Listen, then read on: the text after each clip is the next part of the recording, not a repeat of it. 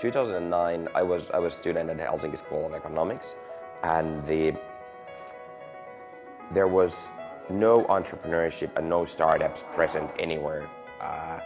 Founders were considered almost as criminals, and I think only the weakest students went to study entrepreneurship or started their own company if they couldn't go to McKinsey or investment banks in London.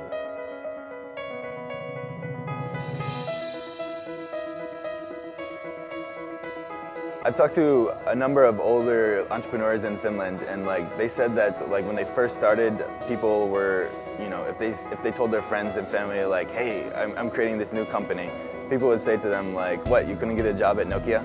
That was the whole thing here. But today it's become trendy in a good way, I think, to be an entrepreneur. It's finally cool and exciting to start taking risks and start building something for yourself.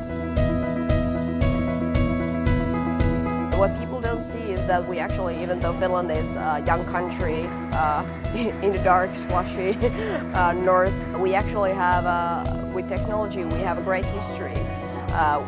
For example, it comes to gaming scene, it wasn't like that Nokia went down and gaming scene went up. It was that many gaming entrepreneurs in gaming have been founding their first companies in the end of the 90s, learned a lot from the dot-com bubble, and have been doing things since. The Finnish mentality is very independent, so you think independently, you can be creative and innovative, and that's a good thing. So I think that's the most important thing in Finland. So you really have a support for thinking individually, and you can create innovations, and the school system supports to do that. So it's not so strict. It's a good system, but not so strict, so it doesn't destroy your innovativeness. The Baltic countries have a lot of technical talent, and the trend has been something like Skype, where the Skype founders came from Sweden and Denmark and set up their development team in the Baltics. And so that's been the trend that people have been thinking about with the Baltics recently. But instead, we're starting to see a lot of new companies on the business side, developing innovative new ideas.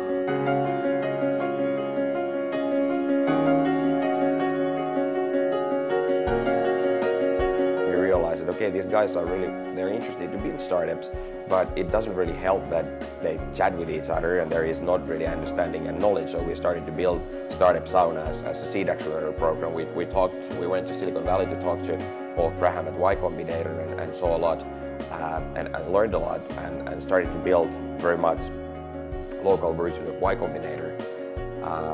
I think the key takeaways for us and key learnings were that we started to gather startups especially from Russia and the Eastern Europe to come to Finland, and we gathered all the best entrepreneurs as mentors, but only the ones that had actually built companies themselves, had suffered all the great pain and enjoyed all the great rides, but understood the founders and been at their early stage. And we just started to bring these twice a year for a month or two to build companies, to build products, and to help each other.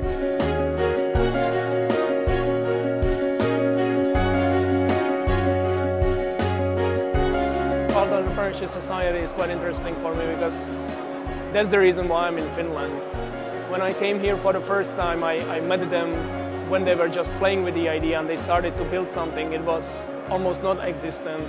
But when I saw their progress and I heard what they are building and what they are trying to achieve, I came back to see how it's going, and I stayed here.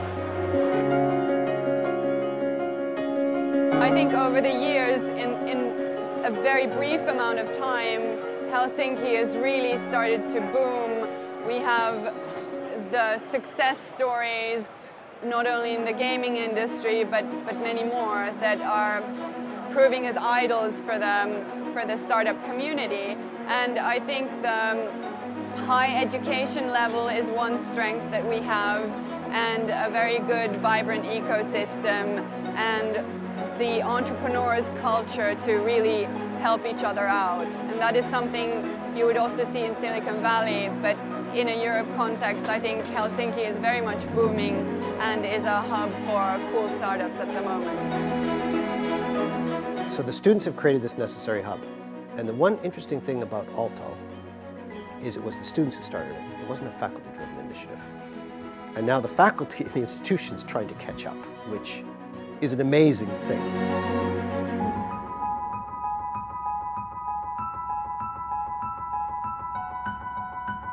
The main point of the Slush Conference is to gather the mass here and make it so interesting that anybody all over the world can think of it as a valuable time to come to Helsinki. Now we have all the startups from our region packed in one building, and that way even the investors from Silicon Valley that might, for example, not come even to Europe find it interesting enough to fly over for a couple of days. I've been paying attention to startups in Europe since I moved here 4 years ago, and it's insane how much how much it's grown in the last couple of years. Like when I first came here, it was very disorganized and kind of no one knew really what was going on. And then through Arctic Startup and through Aalto Entrepreneurship Society and events like Slush, we're seeing a lot more innovation and companies coming out of nowhere. It's a really exciting time to be paying attention to entrepreneurship in Northern Europe. Finland is known for its educational system, and not only does this create a great talent of people in Helsinki and the rest of Finland, it also draws in talent from around the world because there's such a great talent base here. There's so many new startups and so much new technology. So Helsinki and the rest of Finland is a fantastic place to create a new business with some of the most talented people in the world.